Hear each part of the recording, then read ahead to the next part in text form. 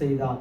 ராகேலோ மலடியா இருந்தார். ஓகே, லேயால் அற்பமாய் எண்ணப்பட்டார். நமக்கு தெரியும் லேயாளுடைய வாழ்க்கை குறித்து.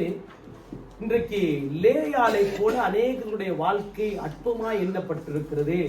ஆனால் அற்பமாய் எண்ணப்பட்டவர்ல அந்த லேயாளுடைய வாழ்க்கை கர்த்தர் உயர்த்தினார். இதுதான் இன்றைக்கு உரியதான ஒரு தலைப்பு. அப்ப லேயாளுடைய வாழ்க்கை ஒரு அற்பம். ஒரு யாரும் கனப்பண்ண மாட்டார்கள், யாரும் மதிக்க மாட்டார்கள், யாரும் கொண்டு கொண்ட மாட்டார்கள். ஆனால் அந்த சூழ்நிலையிலே கர்த்தர் லேயாலை நேரம் வரும் பொழுது உயர்த்துகிறார். இதுதான் அப்ப வேதம் என்ன சொல்லுகிறது என்று மறுபடியும் சுமதியை வாசிங்க பார்ப்போம் அந்த வசனத்தை. லேயால் அற்பமாய் எண்ணப்பட்டால் முதலாவது அவளுடைய வாழ்க்கை எப்படியா இருக்கிறது? அற்பமாய் எண்ணப்பட்டால். யாருக்கு அற்பமாய் எண்ணப்பட்டால்? கணவனுக்கு அற்பமாய் எண்ணப்பட்டால், தங்கச்சிக்கு அற்பமாய் எண்ணப்பட்டால், சுற்றி இருக்கிறவர்களுக்கு அற்பமாய் எண்ணப்பட்டால். ஏன்? பெரிய ஒரு போராட்டம், குழந்தை இல்லாத ஒரு காரியம். அவளுக்கு குழந்தை இல்லாதபடியால் அவன் எப்ப பார்த்தாலும் என்ன சொல்வார்கள்? அற்பமாய் எண்ணப்பட்டால். கனம் பண்ணவில்லை, அவளை மதிக்கவில்லை, அவளை கண்டு கொள்ளவில்லை. ஆனபடியால் அற்பமாய் எண்ணப்பட்டதான லேயாலை யார் காண்கிறார்? கர்த்தர் காண்கிறவராயிருக்கிறார். ஏன்? கர்த்தர் கண்டாதான் உயர்வு. இப்ப கர்த்தர் காணாவிட்டால் அந்த அற்பமான வாழ்க்கைக்கு ஒரு உயர்வு வராது. ஆகவே தான் கர்த்தர் அந்த லேயாலை கண்டபடியால் அற்பமாய் இருந்ததான் அந்த வேதம் சொல்லுகிறது போல, ஆரம்பம் அற்பமாய் இருந்தாலும் முடிவு சம்பூர்ணம் என்று வேதம் சொல்லுகிறது போல இவருடைய வாழ்க்கை அற்பம். தம்பி இந்த இது வேலை செய்யல, இது நின்றுச்சு போல.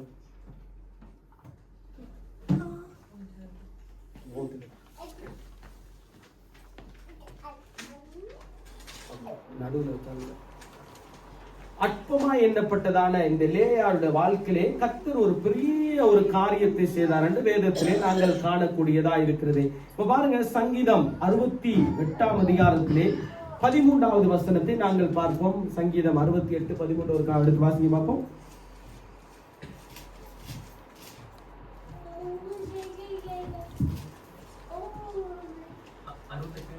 68:13. Les rois des armées fuient, les seuls qui restent à la maison partagent du butin. Amen.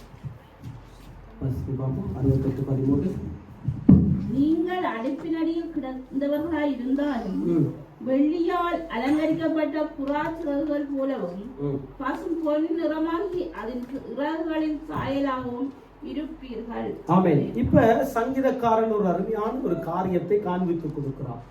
அற்பமாய் இருந்ததான வாழ்க்கை யார் காண்கின்றார்? நம்முடைய ஆண்டவர் இயேசு காண்கிறார். இயேசு காணும் பொழுது என்ன நடக்கிறது? இந்த லேயாளுடைய வாழ்க்கை உன்னதமான கிருபையினாலே உயர்ந்த ஒரு ஸ்தானத்துக்கு போகிறது. ஆகவே அற்பமாய் எண்ணப்பட்டதான அவருடைய வாழ்க்கையை கர்த்தர் உயர்த்துகிறார். ஆகவே அவளுக்கு குழந்தை கிடைக்கிறது. நமக்கு தெரியும், எப்பயாவது என்னுடைய கணவன் என்னை நேசிப்பார்களா, என்னுடைய இரு சுற்றி இருக்கிறவர்களை நேசிப்பார்கள் என்று காத்து காத்து காத்து காத்து இருக்கும் பொழுதே, ஆனால் வேதம் சொல்லுகிறது கர்த்தர் அவளுடைய வாழ்க்கையை பார்த்தார், கர்த்தர் கண்டார். அதுதான் வேதத்தினுடைய முக்கியமான ஒரு காரியம். கர்த்தர் காணும் பொழுது என்ன நடக்கிறது என்று கொண்டா, கர்த்தர் நம்மை பார்க்கும் பொழுது நம்முடைய வாழ்க்கை ஒரு உயர்ந்த ஸ்தானத்துக்கு வைக்க போகிறார் என்று நாம் விசுவாசிக்க வேண்டும். கர்த்தர் எப்பொழுது நம்முடைய வாழ்க்கையை, நம்முடைய குடும்பத்தை நம்மை பார்க்கிறாரோ அன்றைக்கு நமக்கு உயர்வுக்கு அடையாளம் தோற்றப்படுகிறது, உயர்வுக்கு அடையாளம் வருகிறது. பாருங்க, வேதம் சொல்லுகிறது இந்த 13வது வசனம் பாருங்க, மறுபடியும் வாசிங்க பாப்போம். நீங்கள் அடுப்பினடியில் கிடந்தவர்களாய் இருந்தால். இப்ப பாருங்க, நீங்கள் அடுப்பினடியில் கிடந்தவர்களாய் இருந்தால் லேயாளுடைய வாழ்க்கை எந்த சூழ்நிலையில இருந்தது என்று நமக்கு தெரியும். ஆகவே அற்பமா எண்ணப்பட்டால், புறக்கணிக்கப்பட்டால், தள்ளப்பட்டால், ஆகவே யாரும் கண்டு கொள்ளவில்லை, மதிக்கவில்லை, கனம் பண்ணவில்லை. ஆகவே அவருடைய வாழ்க்கை எப்படியா இருக்கிறது? ஆனால் அற்பமான ஒரு காரியத்துக்குள்ளே போய்விட்டது. ஏன்? கண் வந்து சொல்வார்கள், ஒன்றரை கண் என்று சொல்வார்கள். கண் வந்து அந்த கூச்ச பார்வையா இருந்தபடியால் அங்கே தள்ளிவிடப்பட்டவளாய் இருந்தால் ஓகே. இன்னொரு பக்கத்துல பார்க்கும் பொழுது அவளுக்கு குழந்தை இல்லை. ஆனால் அவருடைய வாழ்க்கை எப்படியா இருக்கிறது? அற்பமான காரியம், கனம் பண்ணவில்லை. ஆனால் வேதம் சொல்லுகிறது பாருங்க, வேதம் நம்மை கனப்படுத்துகிறவர் ஆண்டவர், நம்மை உயர்த்துகிறவர் ஆண்டவர். இப்ப இங்க சங்கீதக்காரன் சொல்லும் பொழுது சொல்கிறார், நீங்கள் அடுப்படியினாலும் கிணத்தடியிலும் இருந்தவர்களாய் இருந்தாலும். அடுத்து வாசிக்க பார்ப்போம். வெள்ளியால் அலங்கரிக்கப்பட்ட புறா சிறகுகள். இப்ப வெள்ளியினால் அலங்கரிக்கப்பட்டதான புறா சிறகுகளை போல எப்படி ஆண்டவர் நம்ம எல்லாரையும் ஒரு காரியத்துக்குள்ள கொண்டு வருகிறார். அற்பமான ஒரு வாழ்க்கை தான். நம்முடைய வாழ்க்கை உயர்வுள்ளதான், ஒரு காலத்திலே நம்முடைய வாழ்க்கை யாரும் கனம் பண்ணலதான், கண்டு கொள்ளலதான், நம்மை மதிக்கவில்லைதான். பாருங்க, எப்படிதான் இருந்தாலும் நம்மை ஒரு சிலர் மதிக்கவே மாட்டார்கள், கண்டு கொள்ளவே மாட்டார்கள், உயர்வு தாழ்வுக்காக பார்த்து கொண்டிருப்பார்கள். அதே போல ஒரு சூழ்நிலையில் இருக்கொண்டு வைத்துக் கொள்ளுங்கள். ஆனால் வேதம் நமக்கு காண்பித்துக் கொடுக்கிற ஒரு காரியம் என்னவென்று கேட்டால், கர்த்தர் நம்மை முதலாவது நம்மை கனப்படுத்துகிறவராய் இருக்கிறார். ஏன்? நம்முடைய விசுவாசத்தை கனப்படுத்துகிறவராய் இருக்கிறார். நம்முடைய விசுவாசத்தை அவர் அற்பமாய் எண்ணவில்லை, நம்முடைய நம்பிக்கையை அவர் அற்பமாய் எண்ணவில்லை, ஆராதனையை அற்பமாய் எண்ணவில்லை, நாம் ஜெபிக்கிற ஜெபத்தை அவர் அற்பமாய் எண்ணவில்லை. ஏனென்றால் இதெல்லாம் ஆண்டவர் கவனித்துக் கொண்டே இருக்கிறார். கவனித்துக் கொண்டிருக்கும் பொழுதுதான் வேதம் சொல்லுகிறது, நீங்கள் எந்த சூழ்நிலையில இருந்தாலும் பாருங்க, நீங்கள் அடுப்படியில கடந்தாலும் சரி, நீங்கள் கிணத்தடியில கடந்தாலும் சரி, பாருங்க இது ரெண்டுமே எங்க இருக்குன்னு கேட்டா இந்தியாவில தான் கூட இருக்கும். எங்க இருக்கும்? அடுப்படியில கிணத்தடியில. சரியா வேதம் எழுதி வச்சிருக்கிற பாருங்க. இந்த ரெண்டு காரியம் எங்க இருக்கும்? இலங்கையில, இந்தியாவில நாம பார்க்கலாம். ஆனால் அப்படி இருக்கிறவர்களை ஆண்டவர் எப்படி பண்றான்னு கேட்டா, வெள்ளியினால் அலங்கரிக்கப்பட்டதான, பாருங்க, வெள்ளியினால் அலங்கரிக்கப்பட்டதான, ஒருவேளை அந்த வெள்ளி தேவனுடைய பிரசன்னம், ஒருவேளை அந்த வெள்ளி தேவனுடைய மகிமை, ஒருவேளை அந்த வெள்ளி தேவனுடைய வரங்கள், தேவன் கொடுத்ததான கிருபைகள், தேவன் கொடுத்ததான ஆசீர்வாதங்கள், தேவன் கொடுத்ததான ஐஸ்வர்யங்கள், தேவன் கொடுத்ததான மகிமையான காரியங்கள் எல்லாவற்றினாலுமே எப்படியா பண்ணுகிறார்? ஏனென்றால் உயர்ந்த ஸ்தானத்துக்குள்ள ஆண்டவர் நம்மை கொண்டு வர வேண்டும் என்று சொன்னால், உன்னதமான கிருபைகளை நமக்கு கொடுக்க வேண்டும் என்று சொன்னால், வெள்ளியினாலே அலங்கரிக்கப்பட்டவர்களாய் கர்த்தர் நம்மை மாற்றுகிறவராய் இருக்கிறார். இப்ப லேயாருடைய வாழ்க்கை ரொம்ப அற்பமான ஒரு காரியமாய் இருந்த பொழுது ஆண்டவர் அருமையான ஒரு குழந்தையை கொடுத்து, ஏன் என்று கேட்டால் கர்த்தர் கண்டார். இதுதான் பிரதானமான காரியம். அப்ப கர்த்தர் காணும் பொழுது என்ன நடக்கிறது? நாம் ஜெபிக்கும் பொழுது கர்த்தர் பார்க்கிறார், நாம் ஆராதிக்கும் பொழுது கர்த்தர் பார்க்கிறார், வார்த்தை விசுவாசிக்கும் பொழுது கர்த்தர் பார்க்கிறார், அவருடைய அற்புதங்கள் அடையாளத்தை நாங்கள் விசுவாசிக்கின்ற பொழுது கர்த்தர் பார்க்கிறார். கர்த்தர் காண்பு நம்முடைய வாழ்க்கை சும்மா இருக்க மாட்டார், அற்புதம் செய்து கொண்டுதான் இருப்பார். இங்கே தான் வேதம் சொல்லுகிறது பாருங்க, அந்த வசனம் நல்லா சொல்லுகிறது, புறா சிறைகளை போலவும் பசும் பொன் நிறமாகிய அதன் இறகுகளின் சாயலாகவும் இருப்பீர்கள். எவ்வளவு அருமையாய் வேதம் நம்மை தெளிவுபடுத்தி காண்பிக்கிறது. ஏன்? நீங்கள் உங்களை அற்பமாய் எண்ணிடக்கூடாது, என்னை நானே அற்பமாய் எண்ணிடக்கூடாது. யாரோ நம்மை கனப்படுத்தல, யாரோ நம்மை அற்பமாய் எண்ணுகிறார்கள் என்று நாம் சும்மா இருக்கக்கூடாது. வேதம் நம்மை கனப்படுத்துகிறது, வேதம் நம்மை உயர்ந்த ஸ்தானத்துக்கு வைக்கிறது. ஏனென்று கேட்டால், தள்ளப்பட்டு புறக்கணிக்கப்பட்டு அவமதிக்கப்பட்டதான லேயாலேயே கர்த்தர் உயர்த்துவார் என்று சொன்னால், நம்மை உயர்த்துகிறதுக்கு அவர் போதுமானவராயிருக்க. 128வது சங்கீதத்தை இன்றைக்கு வாசிக்கிறோம். கொஞ்சம் போடுங்க. 128வது சங்கீதத்துல முதலாவது வசனத்துல இருந்து நாங்கள் 6 வசனங்களை நாங்கள் இன்றைக்கு ஆராதனையில வாசிக்கிறோம். ஏன் இன்றைக்கு இந்த ஆராதனைக்கு வாசிக்கக்கூடிய ஒரு சங்கீதம் என்று நாங்கள் தேவ சமூகத்திலே வாசித்தோம் என்று கேட்டால், இது ஒரு அருமையான ஒரு சங்கீதம். ஏன் என்று கேட்டால், மாப்பிள்ளை வருதோ பொண்ணு வருதோ அது 2வது பிரச்சனை. ஆனால் இந்த சங்கீதம் வாசித்துருவாங்க. மாப்பிள்ளை வர்றதுக்கு முன்னே வாசித்துருவாங்க. ஒரு சில கல்யாண வீட்டுல பார்த்திருக்கேன். பொண்ணு வர்றதுக்கு முன்னே வாசித்துருவாங்க. ஒரு சில வீட்டுல பிறந்த நாள்காரர் கேக் வெட்டுறாரோ வெட்டலையோ அது 2வது பிரச்சனை. ஆனால் இந்த சங்கீதம் வாசிக்கப்படும். ஆகவே இது ஒரு குடும்ப சங்கீதம். இந்த குடும்ப சங்கீதம் நம்முடைய வாழ்க்கையில ஒரு வேளை நம்முடைய வாழ்க்கையில சில காலங்கள் அற்பமாய் நம்முடைய குடும்பத்தை எண்ணி இருக்கலாம், சிலர் ஒரு மதிக்காமல் இருந்திருக்கலாம், கனம் பண்ணாமல் இருந்திருக்கலாம், தள்ளிவிட்டிருக்கலாம், புறக்கணித்திருக்கலாம்.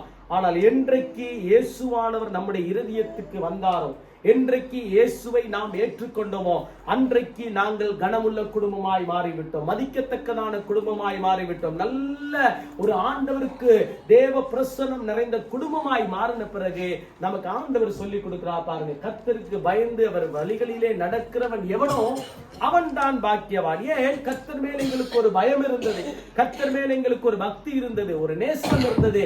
ஆகவே அவருக்குள்ள நாங்கள் இருக்கிறபடியால் எப்படி வேதம் சொல்லுகிறது, அவன் தான் பாக்கியவான். அப்ப என்ன, யார் பாக்கியவான்? கர்த்தருக்கு பயந்து அவர் வழிகளிலே நடக்கிறவன் எவனோ அவன் பாக்கியவான். பாருங்க, அடுத்த வசனம் சொல்லுகிறது பாருங்க, 2வது வசனத்தை பாருங்க. 2வது வசனத்துல பாருங்க, தெளிவாய் சொல்லப்படுகிறது, உன் கைகளின் பிரயாசத்தை நீ சாப்பிடுவாய், உனக்கு பாக்கியமும் நன்மையும் உண்டாயிருக்கும். இப்ப அருமையான ஒரு காரியத்தை சொல்லுகிறது என்னன்னு கேட்டா, நம்முடைய குடும்பம் ஒரு காலத்திலே அற்பமாய் இருந்த பொழுது, கணவன் ஒரு வேளையிலே யாரும் மதிக்காதவர் போல வாழ்ந்திருப்பார். இப்ப மனைவிய யாருமே மதிக்காத போல் இருந்திருப்பார். பிள்ளைகளை கண்டு கொள்ளாமல் இருந்திருக்கலாம். ஆனால் என்றைக்கு இயேசுவை ஏற்றுக்கொண்டு, என்றைக்கு நாங்கள் ஆண்டுடைய சன்னிதானத்திலே நம்முடைய ஜெபத்தை கர்த்தர் கேட்டாரோ, நம்முடைய வாழ்க்கையை கண்டாரோ, அன்றைக்கு நம்முடைய வாழ்க்கை கம்ப்ளீட்டாய் மாறிடுச்சு. பாருங்க, வேதம் சொல்லுகிறதே, உன் கைகளின் பிரயாசத்தை நீ சாப்பிடுவாய், உனக்கு பாக்கியமும் நன்மையும் உண்டாயிருக்கும். அடுத்த சண்டை போடுங்க பார்ப்போம், டக்குனு போடுங்க பார்ப்போம். பாருங்க, உன் மனைவி, இப்ப பாருங்க, ஒன்று சொல்லப்படுகிற ஒரு காரியம், ஒன்று கணவனுக்கு, இரண்டாவது வருஷம், மூன்றாவது ஆகவே மனைவி பிள்ளைகளுக்கு சொல்லப்படுகிற காரியம், உன் மனைவி உன் வீட்டோரங்களின் கனித்தரம் திராட்சை கொடியை போல் இருப்பான். என்ன இதுல நல்லா ஆவி கேட்டபடி நாங்கள் கொஞ்சம் அப்படியே இந்த வசனத்தை கொஞ்சம் இமேஜ் பண்ணி பார்ப்போம்னு சொன்னா, கொஞ்சம் மனதுல வச்சு நம்ம இந்த சங்கீதத்தை நம்மளே முன்னுக்கு வச்சு பார்ப்போம்னு சொன்னா, பாருங்க, உன் மனைவி உன் வீட்டோரங்களில் கனித்தரும் திராட்சை கொடியை போல் இருப்பாள். என்ன வீட்டோ, இதுதான் முதலாவது சங்கீதத்தை நாங்கள் பார்க்கின்ற பொழுது, முதலாவது சங்கீதத்தில் நமக்கு தெரியும், அவன் நீர்க்கால்களுமாய் ஓரப்பட்டு தன் காலத்திலே தன் கனியை தந்து இலை உதிராய் மரத்தை போல இருப்பார் என்று வேதம் சொல்லுகிறது. இப்ப இந்த சங்கீதம் நமக்கு மாத்திரமல்ல, நம்மை சுற்றி இருக்கிறதான எல்லாருக்கும் சேர்த்து நம்முடைய ஆசீர்வாதத்தை கண்டு, அதாவது வேதம் தெளிவாய் சொல்லுகிறது, திராட்சை கொடியை போல் இருப்பால், உன் பிள்ளைகள் உன் பந்தியை சுற்றிலும் ஒலிவ மர கன்றுகளை போல் இருப்பார். இப்ப நமக்கு தெரியும், ஒலிவ மரத்தை குறித்து தெரியும். இதை குறித்து போனா பெரிய டைம் நமக்கு தேவைப்படுகிறது. இப்ப ஒலிவ மரம் எப்படியாப்பட்ட ஒரு மரம்? நமக்கு கனி கொடுக்கிற மரம், எண்ணெய் கொடுக்கிற மரம், நம்ம எப்பொழுதுமே 1000 காலத்துல அப்படியே இருக்கக்கூடிய தக்கதான ஒரு மரம். இப்போ ஒலிவ மரத்தை குறித்து நம்ம நல்லாவே தெரியும். ஒலிவ மரத்துல இருந்து எண்ணெய் எடுக்கிறாங்க, ஒலிவ மரத்துல இருந்து நாங்கள் ஒல்லி வெங்காயத்தை எடுத்து சாப்பிடுறோம், இப்படி சொல்லிக்கொண்டே போகலாம். 1000 வருஷம் அப்படியே அசையாமல் இருக்கும் ஒலிவ மரம் நமக்கு தெரியும். ஏன்? நம்முடைய பிள்ளைகள், நாம், நம்முடைய மனைவி எல்லாருடைய வாழ்க்கையிலும் ஆண்டவர் வைத்திருக்கிறதான ஒரு நோக்கம், ஒரு திட்டம் என்னவென்று கேட்டால், அற்பமாய் இருந்ததான நம்முடைய வாழ்க்கையை கர்த்தர் உயர்த்தினார். ஆமென். ஒரு காலத்தில் இந்த சங்கீதத்துக்கும் நமக்கு சம்பந்தமே இல்லை. ஆனால் இன்றைக்கு எனக்கும் இந்த சங்கீதத்துக்கும், உங்களுக்கும் இந்த சங்கீதத்துக்கும் ஒரு தொடர்பை ஆண்டவர் ஏற்படுத்தினார். ஆகவே நம்முடைய உயர்வுக்கு அடையாளம், ஆண்டவர் நம்மை கண்டுகொள்ளுகின்ற பொழுதே, ஆண்டவர் நம்முடைய ஜெபத்துக்கு செவி கொடுக்கிற பொழுதே, நம்முடைய விசுவாசத்தை கனப்படுத்துகிற பொழுதே கர்த்தர் ஒரு அற்புதமான காரியங்களை செய்வார். இப்ப லேயாளுடைய வாழ்க்கையில ஆண்டவர் ஒரு உயர்ந்த ஒரு காரியத்தை செய்தார். ஏனென்றால் அற்பமாய் இருந்ததால் நம்முடைய வாழ்க்கையை கர்த்தர் உன்னதமான ஒரு கிருபையினாலே உயர்ந்த ஒரு ஸ்தானத்தை கொடுத்தார் என்று வேதத்திலே நாங்கள் பார்க்கிறோம். இப்ப இரண்டாவது ஒரு காரியத்தை நாங்கள் பார்ப்போம். நியாயபதியின் புத்தகத்திலே 11ஆம் அதிகாரத்தை பார்ப்போம். நியாயபதி 11ஆம் அதிகாரத்திலே 1-2 வசனத்தோடு வாசிங்க பார்ப்போம்.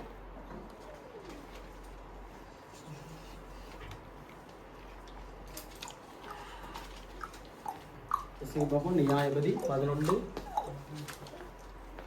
Jephthé de Galéadite était un vaillant guerrier. Il était le fils d'une prostituée et son père était un certain Galad. La femme de Galad lui donnait des fils qui, devenus grands, chassèrent Jephthé et lui dirent: Tu n'auras pas d'héritage dans la famille de notre père, car tu es le fils d'une autre femme.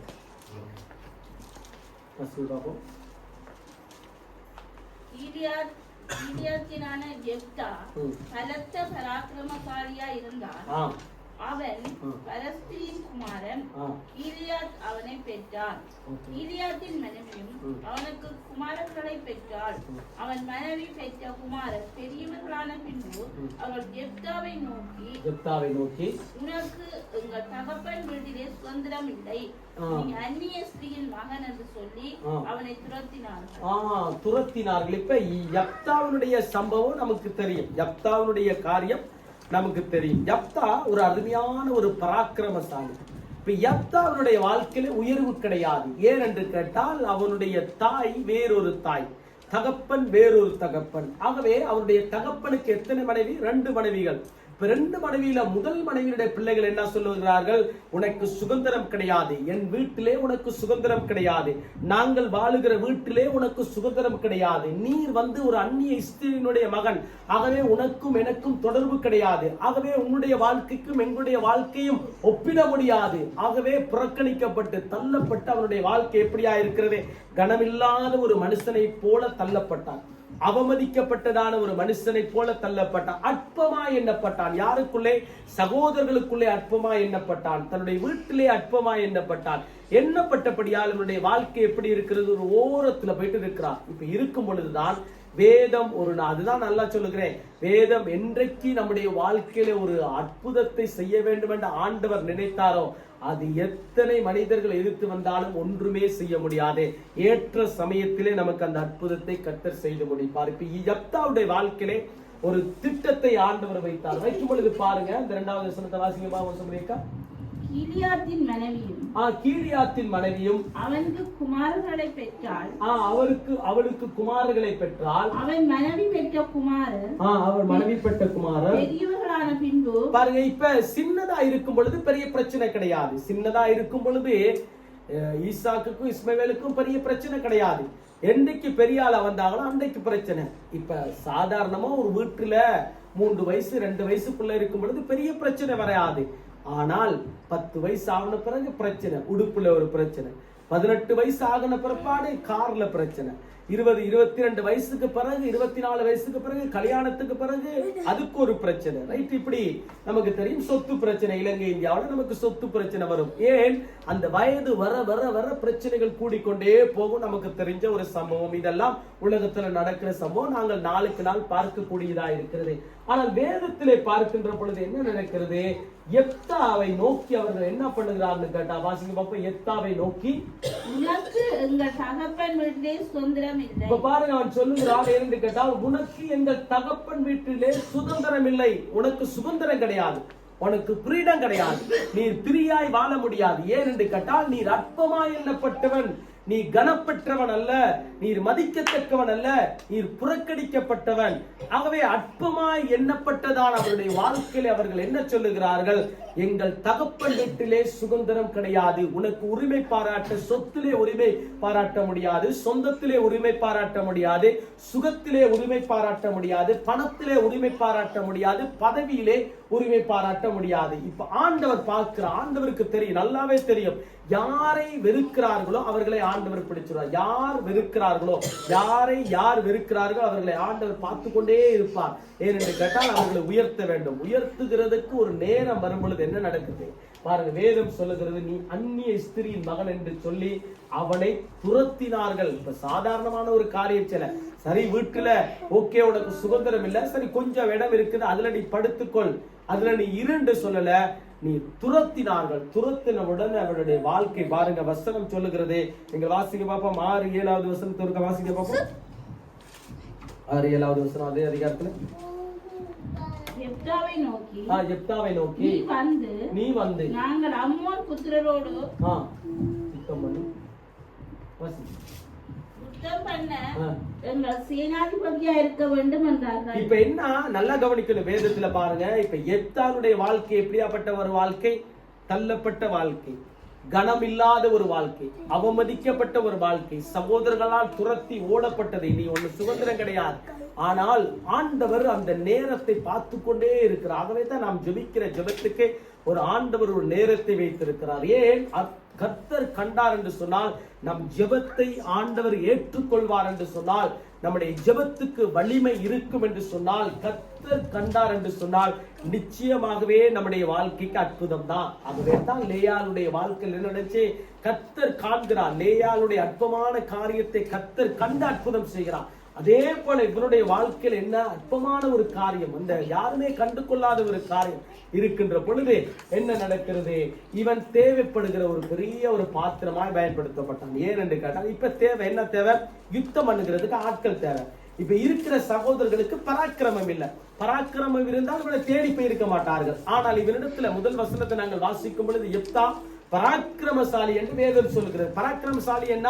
யுத்தம் செய்ய வல்லமை படைத்தவன், யுத்தம் செய்யத்தக்கதான யுக்தி உள்ளவன், ஞானம் உள்ளவன், புத்தி உள்ளவன், யாரை எந்த நேரத்துல எப்படி போய் அடிக்கணும், எந்த சூழ்நிலையில எந்த ராணுவத்தை அடிக்கணுங்கிற யுகம் உள்ளதான ஒரு மனுஷனாய் இருந்தபடியால், புத்தி உள்ள மனுஷனாய் இருந்தபடியால் இப்ப தேடி போகிறார்கள். தேடி போகும் பொழுது என்ன இருக்கு? யெப்தாவை நோக்கி நீ வந்து, முதல்ல என்ன சொன்னார்கள்? அவனை துரத்தி விட்டார்கள்.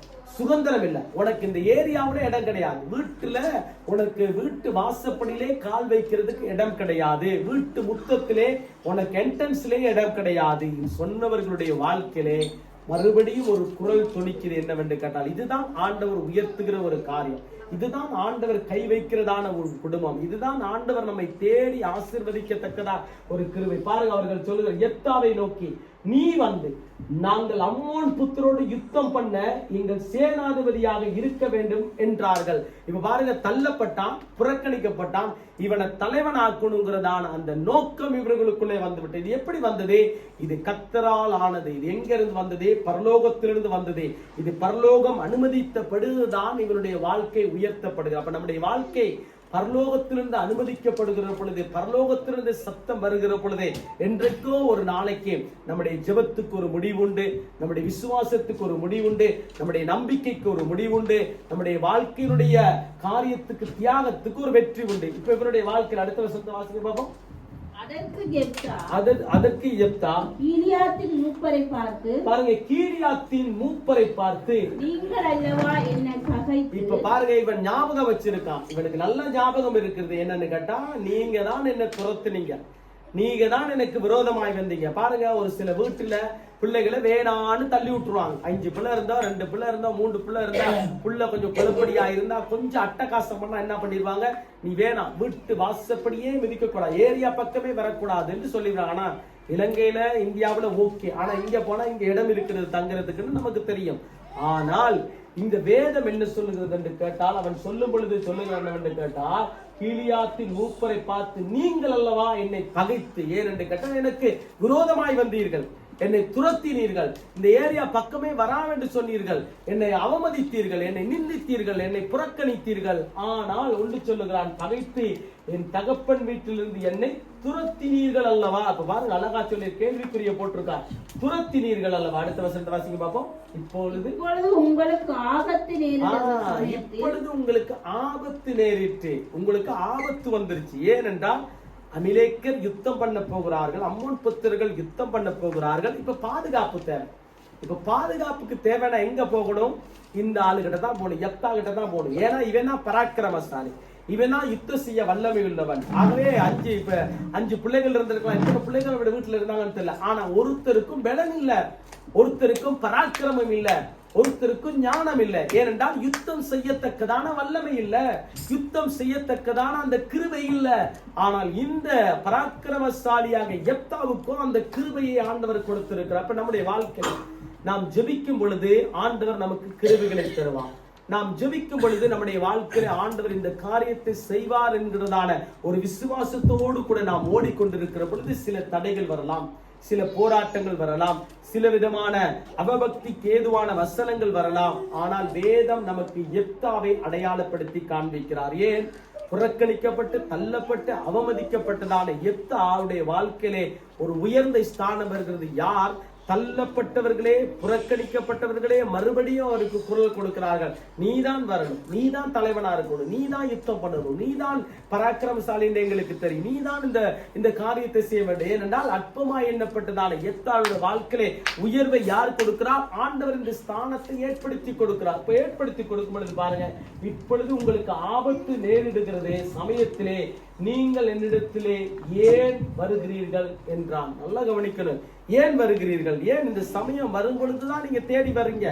ஆனால் அந்த சமயம் வரும் பொழுது நீங்கள் அந்த யுத்தத்துல உங்களால பாதுகாக்க முடியல, ஜனங்களை பாதுகாக்க முடியல, உங்களை பாதுகாக்க முடியல. இந்த நேரத்துல தான் என்ன நோக்கி நீங்க வருகிறீர்கள் என்று கேள்வி கேட்கிறான். ஆனால் அதுக்கு பிறகு இந்த அதிகாரத்தை நீங்கள் வீட்டில போய் படித்து பாருங்க. நான் ஏற்கனவே இந்த வசனங்களை நாங்கள் தியானிச்சிருக்கிறோம். ஆனால் யெப்தாவுடைய வாழ்க்கை அற்பமாய் இருந்ததா? அவருடைய வாழ்க்கையிலே நியாயம் விசாரித்தான், யுத்தம் செய்தான், பெரிய காரியங்களை செய்தார் என்று வேதத்திலே பார்க்கிறோம். இப்ப அடுத்த காரியத்துக்குள்ள நாங்கள் போகும் பொழுது பாருங்க, 2 சாமுவேலின் புத்தகத்திலே 22ஆம் அதிகாரம் 49வது வசனத்தை கொஞ்சம் வாசிக்க தம்பி பாப்போம். 2 சாமுவேல் 22:49 வரைக்கும் வாசிக்க பாப்போம். Et qui me fait échapper à mes ennemis, tu m'élèves au-dessus de mes adversaires, tu me délivres de l'homme violent. Amen. Amen. வாசிக்க பாப்போம். 2 சாமுவேல் 22:49. அவரே என் சத்துருக்களுக்கு என்னை விலக்கி விடுவிக்கிறவர். இப்ப தாவீது யுத்தத்திலே வெற்றி பெற்றுட்டார். நமக்கு தெரியும். இந்த அதிகாரத்தை நீங்க வீட்டில போய் வாசித்து பாருங்கள். தாவீதுடைய வாழ்க்கை குறித்து அடிக்கடி நாம பேசியிருக்கோம். அடிக்கடி தாவீதை குறித்து நமக்கு நன்றாய் தெரியும். இப்ப தாவீது யுத்தத்திலே ஜெயத்தை பெற்று விட்டார். ஜெயத்தை பெற்ற பிறகு என்ன நடக்கிறது என்று கேட்டால், ஒரு காலத்திலே அற்பமா எண்ணப்பட்டால் நமக்கு தெரியும். தாவீதுடைய வாழ்க்கை அற்பமா எண்ணப்பட்டது, அலங்கோலமா எண்ணப்பட்டது. யாரும் மதிக்கல, யாரும் அவருடைய வாழ்க்கை குறித்து கண்டு கொள்ளல. ஆனால் வேதத்திலே இருந்து அருமையாய் சொல்லிக் கொடுக்கிற ஒரு காரியம் பாருங்க. அவரே என் சத்துருக்களுக்கு என்னை விலக்கி விடுவிக்கிறவர். அடுத்து, எனக்கு விரோதமாய் எழும்புகிறவர் மேல் பாருங்க, எனக்கு விரோதமாய் எழும்புகிறவர் மேல் என்னை உயர்த்தி, பாருங்க, என்னை உயர்த்தி. இப்ப யார? ஜெப்தாவை கர்த்தர் உயர்த்தினார். லேயாளை கர்த்தர் உயர்த்தினார். ஏன் என்று கேட்டால், பல சத்துருக்கள். நாமும் ஜெபிக்கும் பொழுது பாருங்க, சத்துரு ஓடி வந்துடும். ஜெபிக்காத வரைக்கும் ஒரு பிரச்சனையும் இல்லை. என்றைக்கு அதிகமாய் ஜெபிக்க ஆரம்பித்தோமோ, என்றைக்கு உபவாசம் போட்டு இந்த காரியத்துக்காக ஜெபித்து ஒரு விடுதலை பெற்றுக்கொள்ள வேண்டும் என்று மண்டி போடுறோமோ, அன்றைக்கு பிரச்சனை ஆரம்பிச்சிடும். வீட்டுல பிரச்சனை ஆரம்பிச்சிடும், பிள்ளைங்களிடத்துல பிரச்சனை ஆரம்பிச்சிருக்கிறோம், வேலையில பிரச்சனை ஆரம்பிச்சிடும், படிப்புல பிரச்சனை ஆரம்பிச்சிருக்கிறோம், வேற ஏதேதோ பிரச்சனைகள் வந்துடும். இது நம்முடைய வாழ்க்கையில அனுபவித்திருக்கிற ஒரு காரியம். ஆனாலும் தாவீது சொல்லுகிற ஒரு காரியம் என்னவென்று கேட்டால் பாருங்க, வேதம் தெளிவாய் சொல்லுகிறதே, என்னை விலக்கி. யாருக்கு? அவரே என் சத்துருக்களுக்கு என்னை விலக்கி. ஏனென்றால் உயர்ந்த ஸ்தானத்துக்கு வர வேண்டும். அற்பமா எண்ணப்பட்டதான வாழ்க்கை உயர்வுக்கு வர வேண்டும். இப்ப ஜெப்தா உயர்ந்த ஸ்தானத்துக்கு வர வேண்டும், நல்ல லீடரா வர வேண்டும், நியாயம் விசாரிக்கணும், யுத்தம் செய்ய வேண்டும், ஜனங்களை வழிநடத்த வேண்டும். இந்த ஞானம் தேவை, பராக்கிரமம் தேவை, வல்லமை தேவை. பரலோகத்திலிருந்து கர்த்தரை கொடுத்திருக்கிறார், அந்த கிருபைகளை கொடுத்திருக்கிறார். இப்ப தாவீதுக்கு அந்த கிருபைகளை ஆண்டவர் கொடுத்திருக்கிறார். என்ன? என்னை விலக்கி விடுவிக்கிறவர், எனக்கு விரோதமாய் எழும்புகிறவர்கள் மேல். யார் எனக்கு விரோதமாய் எழும்புகிறார்களோ? இப்ப எத்தாவோட வாழ்க்கையில இந்த காரியத்தை பார்த்தோம். யார் எழும்பினார்கள்? சகோதரர்கள் எழும்பினார்கள், சுற்றி இருக்கிற மூப்பர்கள் எழும்பினார்கள். ஆனால் மறுபடியும் அவர்களுடைய வாயினாலே, அவர்களுடைய சொல்லினால் என்ன நடக்கிறது?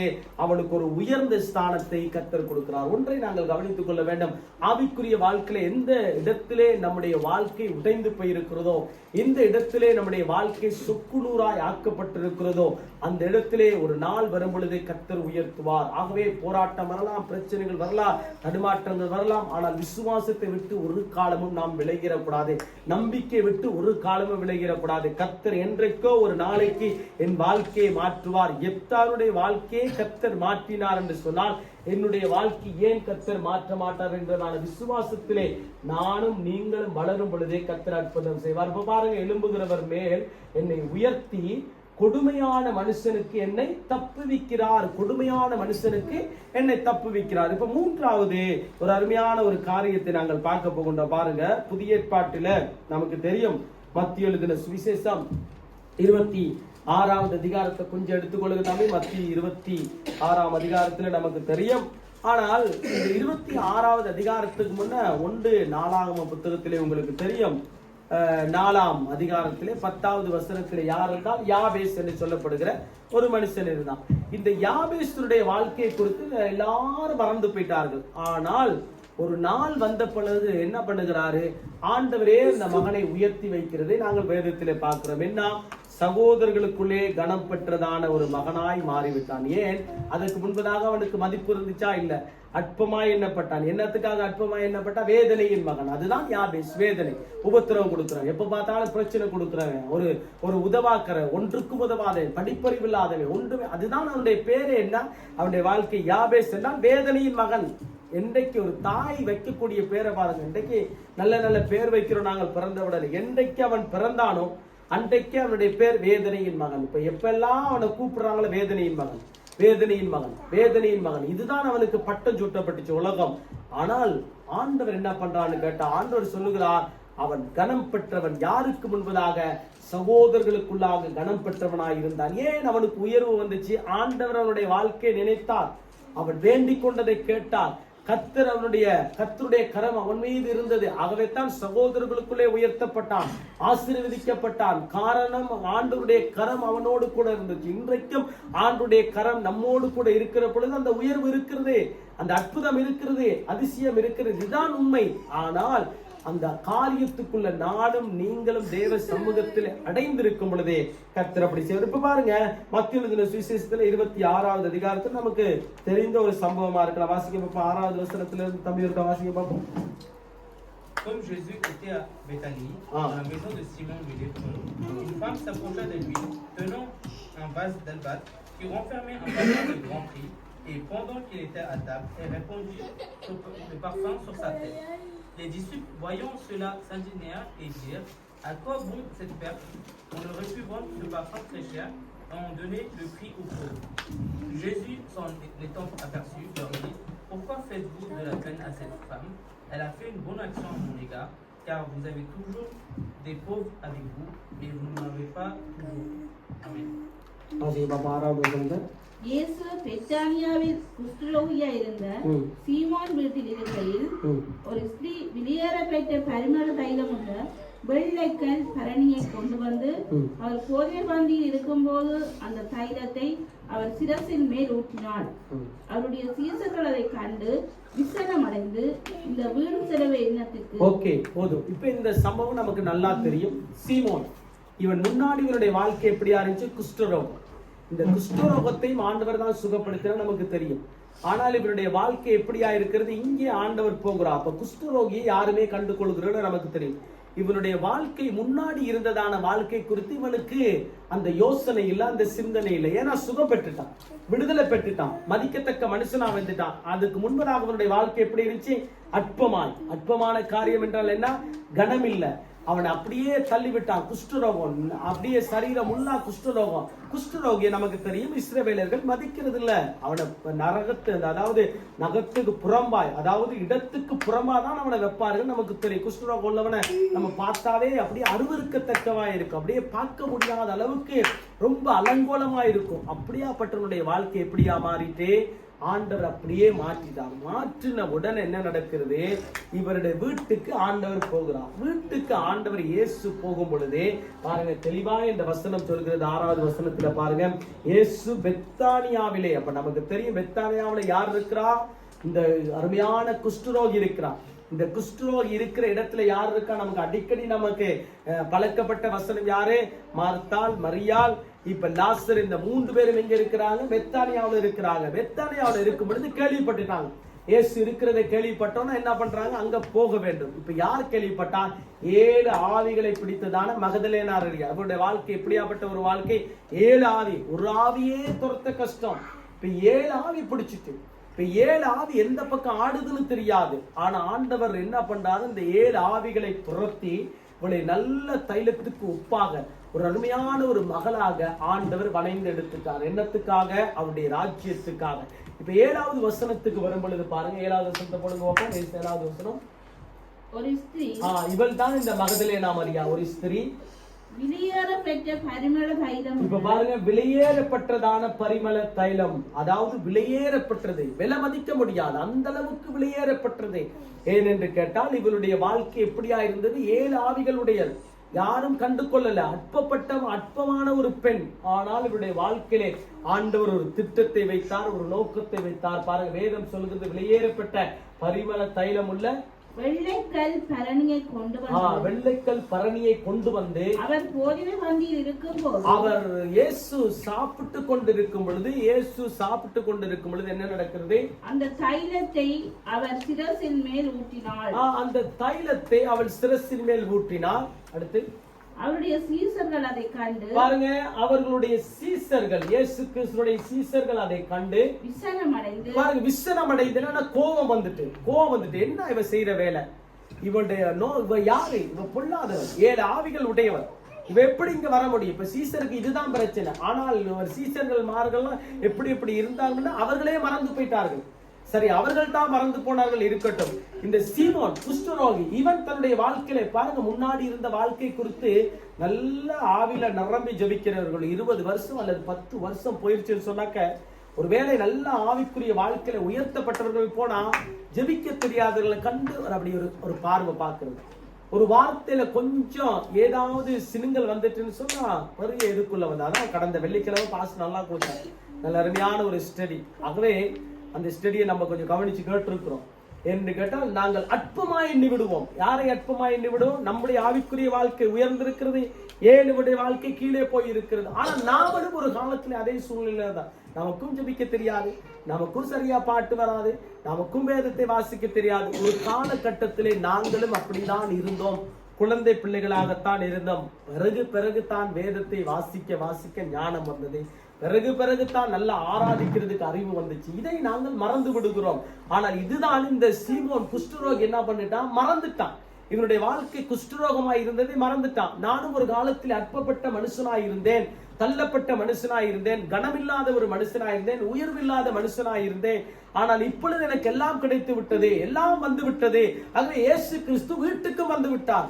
இப்ப இயேசு கிறிஸ்து வீட்டுக்கு வந்தா அது பெரிய ஒரு மாற்றம், பெரிய ஒரு சந்தோஷம். ஆனால் இதையும் அவன் மறந்து விட்டு ஒரு காரியத்தை சொல்லுகிறான். அதுக்குத்தான் ஆண்டவர் அடுத்த வசனத்தை எங்க வீட்டுல போய் வாசித்து பாருங்கள். அப்ப என்ன நடக்குது? அப்படி சீசர்கள் அதை கண்டு விஸ்வரம் அடைந்து, இந்த வீண் செலவு எண்ணத்துக்கு, இது எண்ணத்துக்கு தேவையில்லாத ஒரு காரியம். ஆண்டவருக்கு தேவையா அந்த காரியம்? பாருங்க, ஆண்டவருக்கு தேவையா. ஆனால் இவருக்கு தெரியும் நல்லா, ஆண்டவரிடத்தில் இருந்துதான் எனக்கு உயர்வு உண்டாகும். இயேசு கிறிஸ்துவிடத்தில் இருந்துதான் நான் சுகம் பெற்றேன். இயேசு கிறிஸ்துவிடத்தில் இருந்துதான் என்னுடைய ஆவி விடுதலையாக்கப்பட்டுச்சு. நான் ஆண்டவருக்குள்ளாக இன்றைக்கு இருக்கிறதே, எனக்குள்ளே இருக்கிறதான சுகம், எனக்குள்ளே இருக்கிறதான விடுதலை என்னவென்று கேட்டால் அது இயேசு கொடுத்ததுதான். அதை நான் ஒருபோதும் மறந்துடக்கூடாது. என் உயர்வுக்கு அடையாளம் அற்பப்பட்ட ஒரு மகள் தான், அற்பப்பட்ட ஒரு ஸ்திரி தான், அற்பமான ஒரு ஸ்திரி தான். ஆனால் எனக்கு உயர்வை கொடுத்தவர் இயேசு. இந்த பூமிக்கு வந்து உயர்வை கொடுத்தவர் இயேசு. இந்த பூமிக்கு வந்து எனக்குள்ள இருந்ததான பிசாசை விரட்டினவர் இயேசு. இதை நான் மறந்து போக மாட்டேன் என்று ஒரு நன்றி கடனாக அவள் கிரிகையை நடத்துகிறதை நாங்கள் பார்க்கிறோம். அடுத்த வசனத்தை வாசித்து பார்ப்போம். இந்த தைலத்தை உயர்ந்த விலைக்கு விட்டு, இந்த தைலத்தை உயர்ந்த விலைக்கு விட்டு தரித்திரருக்கு கொடுக்கலாமே என்றார்கள். இப்ப இவர்களுடைய சீசருடைய பிரச்சனை என்ன? தரித்திரருக்கு கொடுக்கலாமே நீங்கள். அப்ப இவளுக்கு என்ன தெரியும்? உயர்ந்த ஸ்தானத்தை நான் பெற்றிருக்கிறேன், இயேசுவிடத்தில் இன்னும் உயர்ந்த ஸ்தானத்தை நான் பெற வேண்டும் என்றால் நான் கிரியை செய்ய வேண்டும். என்னுடைய வாழ்க்கையிலே நான் இவருக்கு ஏதோ ஒரு காரியத்தை செய்ய வேண்டும். அப்பொழுதுதான் என்னுடைய வாழ்க்கைக்கு உயர்வுக்கு ஒரு முடிவு உண்டு, உயர்வுக்கு ஒரு அடையாளம் உண்டு. நான் உயர்த்தப்பட வேண்டும். பெத்தானியாவிலே நான் உயர்த்தப்பட வேண்டும். என்னுடைய குடும்பம் உயர்த்தப்பட வேண்டும். என்னுடைய குடும்பத்துக்கு நன்மை நடக்க வேண்டும். ஏனென்றால் இயேசுடைய பாதத்தில் இருந்தால் தான் எனக்கு உயர்வு. ஆகவே தான் தேவனுடைய வார்த்தையை அவள் அதிகமாய் கேட்டாள் என்று வேதத்திலே பார்க்கிறோம். மார்த்தாள் அப்படி கிடையாது. மரியாள் தேவனுடைய வார்த்தையை தேவ பாதத்திலிருந்து கவனமாய் கேட்டாள். கேட்கிறதுக்கு முன்பதாக நடந்த சம்பவம் தான் இது. ஆகவே இவருடைய வாழ்க்கை பாருங்க, இந்த தைலத்தை உயர்ந்த விலைக்கு விட்டு தரித்திரருக்கு கொடுக்கலாமே என்றார்கள். அடுத்த வாசிங்க பாப்போம். இயேசு சொல்லுகிற காரியம். இயேசு அதை அறிந்து அவர்களை நோக்கி நீங்கள் இந்த ஸ்திரியை ஏன் தொந்தரவுப்படுத்துகிறீர்கள்? உயர்வு வரும் பொழுது பாருங்க, யாருக்கும் விருப்பம் வராது. நம்முடைய வாழ்க்கையில நம்முடைய குடும்பம் கொஞ்சம் மேல வரும் பொழுது கொஞ்சம் சுகம் கிடைச்சு, கொஞ்சம் கார் எடுத்து, கொஞ்சம் வீடு கிடைச்சு, கொஞ்சம் நல்ல வேலை கிடைச்சு, கொஞ்சம் பிள்ளைகள் நல்லா படிச்சு, ஒரு நல்ல நிலைமைக்கு விசா கிடைச்சு, ஒரு நல்ல நிலைமைக்கு நல்லா ஆண்டுடைய கிருபையினாலே கொஞ்சம் நல்ல உடுப்புகளை போட்டவுடன் என்ன நடக்கிறது? இது உலகத்தில் இருக்கிறவர்களுக்கு பிடிக்காது. ஏன் நம்மோடு இருக்கிறவர்களுக்கே பழகிறவர்களுக்கே பிடிக்காமல் போய்விடலாம். அதுதான் உலகம். ஆனால் வேதம் அப்படி கிடையாது, ஆண்டவர் அப்படி கிடையாது. ஆண்டவர் அதை சொல்லிக் கொடுக்கவும் இல்லை. ஆண்டவர் என்ன பண்றார்? அப்படியாப்பட்டவர்களை நீங்கள் தைரியப்படுத்துங்கள், அப்படியாப்பட்டவர்களை நீங்கள் நேசியுங்கள், அப்படியாப்பட்டவர்களுக்கு நல்ல ஆண்டவர் கொடுத்த கிருபை என்று சொல்லிக் கொடுங்கள் என்று வேதம் நமக்கு காண்பித்துக் கொடுக்கிறது. பெண்ணா இயேசு அதை அறிந்து அவர்களை நோக்கி நீங்கள் இந்த ஸ்திரியை ஏன் தொந்தரவுப்படுத்துகிறீர்கள்? அடுத்து என்னிடத்தில் நற்கிரியை செய்திருக்கிறாள். என்னிடத்தில் என்ன பண்ணிருக்கான்னு கேட்டா பெரிய நற்கிரியை செய்திருக்காள். கிரிகை முதலாவது, அதை பார்க்கிலும் நற்கிரிகை என்ன? இதுதான் தீமோத்தினுடைய வாழ்க்கையில நாங்கள் பார்த்தோம். தீமோத்தினுடைய வாழ்க்கையிலே சொல்லும் பொழுது பவுல் அவர் அழைத்து கொண்டு வரும் பொழுது சொல்லுகிறார் என்ன கேட்டா, நற்கிரிகை பெற்றதான மனுஷன் தீமோத்தி என்று. இப்ப இவளுடைய வாழ்க்கையும் எப்படியா இருக்கிறது? நற்கிரிகை. இப்ப இவள் எங்கேயாவது போயிட்டு வேதத்தை நல்லா படிச்சாலா? இல்ல, ஆண்டுடைய பாதத்திலிருந்து நான் படிச்சா நல்லா. இவருடைய வாழ்க்கை எப்படி இருந்துச்சுன்னு நமக்கு தெரியாது. ஆனால் இவருடைய வாழ்க்கை, முன்னுக்கு இருந்த வாழ்க்கை எப்படியாப்பட்ட வாழ்க்கை? 7 பிசாசுகள் பிடித்தவள், உலகம் தள்ளப்பட்டது. இஸ்ரவேலால் அந்த இருக்கிறதான பெத்தானியா மதிக்கல, அப்படியே அந்த குடும்பத்தை தள்ளி இருந்துச்சு. ஆனால் என்றைக்கு இயேசு கிறிஸ்துடைய பாதத்துக்கு வந்தாலும் அன்றைக்கு உயர்வு. நாங்க ஒவ்வொரு நாளும் இயேசு கிறிஸ்துடைய பாதத்துக்கு வருகிறோம். காலையில வருகிறோம், ஒவ்வொரு நாளிலும் வருகிறோம், மாலையில வருகிறோம், ஜெபத்திலே வருகிறோம். இப்பெல்லாம் தேவ சமூகத்துக்கு நாங்கள் வந்து அவருடைய பாதத்தில் இருக்கிறோமோ அன்றைக்கு நமக்கு உயர்வை கர்த்தர் கட்டளையிடுகிறார். இதுதான் பெரிய ஒரு பொக்கிஷம். பாருங்க, இப்ப உங்களுடைய வாழ்க்கையில பாருங்க, அடுத்த வசனத்தை வாசிக்கும் போது நற்கிரியை செய்திருக்கிறார். எப்போதும் உங்களிடத்தில் இருக்கிறார்கள். தரித்திரர்கள் எப்போதும் உங்களிடத்தில் இருக்கிறார்கள். எப்போதும் உங்களிடத்தில் இரேன். நானோ எப்போதும் உங்களிடத்தில் இரேன். இப்ப இந்த அதிகாரத்தை நீங்கள் வீட்டுல போய் 11வது வசனத்தை வாசிக்க, 12வது வாசிக்க பார்ப்போம். இவர் இந்த தைலத்தை என் சரீரத்தின் மேல் ஊற்றினது என்னை அடக்கம் பண்ணுவதற்கு எத்தனமான செய்யா இருக்கிறது. அடுத்தது 13. இந்த சுவிசேஷம் உலகத்தில் எங்கெங்கே பிரசங்கிக்கப்படுமோ. பாருங்க, இந்த சுவிசேஷம் இப்பதான் நல்லா கவனிக்கணும். இப்ப நல்லா புதிய ஏற்பாட்டுல தெளிவாய் சொல்லிக் கொடுக்கிற ஒரு காரியம் என்னவென்று கேட்டால், உயர்ந்த ஒரு ஸ்தானத்தை இவளுக்கு கொடுத்து வச்சிருக்கிறார் ஆண்டவர். தள்ளப்பட்டவள் தான், அற்பமாய் எண்ணப்பட்டவள் தான் மகதலேனா மரியாள். இப்ப வேதம் வந்து இவளை தள்ளி விடவும் இல்லை, அற்பமாய் எண்ணப்படவும் இல்லை. ஆண்டவர் அற்பமாய் எண்ணவிடவும் இல்லை, தள்ளி விடவும் இல்லை. ஒன்று நற்கிரியை செய்திருக்கிறார். இரண்டாவது இவளுடைய வாழ்க்கையிலே பாருங்க, வேதம் தெளிவாய் சொல்லுகிறது, இந்த சுவிசேஷம் உலகத்திலே எங்கு பிரசங்கிக்கப்படுமோ அங்கங்கே இவளை நினைப்பதற்காக, பாருங்க, அங்கங்கே இவளை நினைப்பதற்காக இவள் செய்ததும் சொல்லப்படும் என்று, இவள் செய்ததும் சொல்லப்படும். இதான் முக்கியமான காரியம். என்ன நற்கிரியை செய்தா இயேசுக்கு? பாதத்தை அப்படியே தன்னுடைய தலை மயிரினாலே எண்ணெய் பூசி வெளியேற பெற்ற தைலத்தினாலே ஆண்டுடைய பாதத்தை முத்தம் செய்தால், ஆகவே அதை துடைத்தால் என்று வேதத்திலே பார்க்கிறோம். அப்ப இதுக்கு என்ன அடையாளம்? இவருடைய உயர்வு. எங்கெல்லாம் இந்த மகதலேனா மரியாதை குறித்து பிரசங்கிக்கிறோமோ, எங்கெல்லாம் தேவனுடைய ராஜ்யத்தை குறித்து சொல்லுகிறோமோ, அங்கெல்லாம் இவருடைய பெயர் சொல்லப்படுகிறது. இதுதான் தேவனுடைய ராஜ்யம் கட்டப்படுகிறதுக்கு. இப்ப நாம் தேவனுடைய ராஜ்யம் கட்டப்படுகிறதுக்கு பிரயாசப்படுகிறோம். காலையில் எழும்பி ஜெபிக்கிறோம், ஆராதனைக்கு வருகிறோம், துதிக்கிறோம், தேவனுடைய நாமத்தை மகிமைப்படுத்துகிறோம், சுற்றி இருக்கிறவர்களுக்கு ஜெபிக்கிறோம், வேதத்தை தியானிக்கிறோம். இதெல்லாம் ஆண்டவருடைய ராஜ்யம் கட்டப்படுகிறதுக்கு. ஒரு நாள் நம்முடைய வாழ்க்கை இந்த பூமியிலே மாய்ந்து மறைந்து போய்விடும். ஆனால் தேவன் நமக்கு கொடுத்ததான அந்த கிருபை, தேவன் நமக்கு கொடுத்ததான பிரசனம், தேவன் நமக்கு கொடுத்ததான அந்த பங்குள்ள வாழ்க்கை, பரம அழைப்பின் பந்தய பொருளுக்காக லெக்கை நோக்கி ஓடுகிறது. அதுதான் ஒரு நாளைக்கு நிலைச்சிருக்கு. இதுதான் இந்த அடையாளம். பாருங்க மறுபடியும் வாசிக்கவும், இந்த சுவிசேஷம் உலகத்திலே எங்கும் பிரசங்கிக்கப்படும், அங்கே இவளை நினைப்பதற்காக இவள் செய்ததும் சொல்லப்படும் என்று, இவள் செய்ததும் சொல்லப்படும் என்று மெய்யாகவே உங்களுக்கு சொல்லுகிறேன். பாருங்க, மெய்யாகவே உங்களுக்கு சொல்லுகிறேன் என்றால், ஏனென்றால் இவளுடைய வாழ்க்கை எப்படியாப்பட்ட ஒரு வாழ்க்கை? அற்பமான வாழ்க்கை, பிசாசு பிடித்த வாழ்க்கை. இப்ப சீமோன் அவன் சொல்லுகிறான், குஷ்டரோகியாக சீமோன் சீமோனுடைய வீட்டில் நடக்கிற சம்பவம். அவன் ஏற்கனவே குஷ்டரோகி. பாருங்க, நமக்கு தெரியும், கொஞ்சம் அப்படியே வியாதி சுகமாவனோட, அல்லது கொஞ்சம் வேலை கிடைச்சோன, கொஞ்சம் நல்ல காரியங்கள் நடந்தோன்னு என்ன நடக்கிறாங்க? என்னுடைய பலத்தினாலே பெற்றுக்கொண்டேன், என்னுடைய உயர்த்தினாலே பெற்றுக்கொண்டேன் என்று ஒரு சிலர் உலக மக்கள் சொல்லுகிறது நமக்கு தெரியும். ஆனால் ஆவிக்குரிய பிள்ளைகள் அதை சொல்ல மாட்டார்கள். ஏன்? அவர்கள் விசுவாசம், ஆண்டவர் தான் எனக்கு தந்தார், ஆண்டவர் தான் இந்த காரியத்தை தந்தார். ஆகவே காலையில சொல்லி கொடுத்தேன், ஆண்டவர் உனக்கு கொடுத்தது இதுதான். ஆனா காலையில் எழுந்தினோட நன்றி. எனக்கு மிக முக்கியமானது ஒன்று ரொம்ப பிடிக்கும். ஆண்டவர் கொடுத்த காரியத்துக்கு நன்றி செலுத்த மனதுல ஒரு நிறைவு, ஒரு மகிழ்ச்சி, ஒரு சந்தோஷம். அதற்கு பிறகு மற்ற காரியங்களுக்கு ஜெபிக்கிறதுக்கு எனக்கு இலகுவா இருக்கும். நன்றி சொல்லாம, ஆண்டவரே எனக்கு இந்த காரியத்தை தாண்டு கேட்டா அது ஏதோ ஒரு பெரிய ஒரு சிக்கலை கொண்டு வந்து ஒரு சஞ்சலத்தை கொண்டு வந்துடும். ஆனால் ஆண்டவர் கொடுத்ததான, இப்ப சீமோன் என்ன பண்றான்? ஆண்டவர் அவனுக்கு கொடுத்த சுகத்தை அவனே மறந்துட்டான். குஷ்டரோகி என்கின்றதான அந்த நினைவே இல்லாம, ஏன்னா அவருக்கு சுகம் கிடைச்சிட்டு. ஆனபடியால் தான் என்ன பண்றான்? இந்த மகளுக்கு நியாயம் தீர்க்கிறார், நியாயம் விசாரிக்கிறார். என்ன நியாயம் தீர்க்கிறார்? இவ எப்படி இதை செய்ய முடியும்? ஏன் வெளியேற பெற்றதான அந்த தைலத்தை கொண்டு வந்து இங்க கொட்டணும்? ஏன் அதை வித்து தரித்திரத்துக்கு கொடுத்திருக்கலாமே? இல்லை.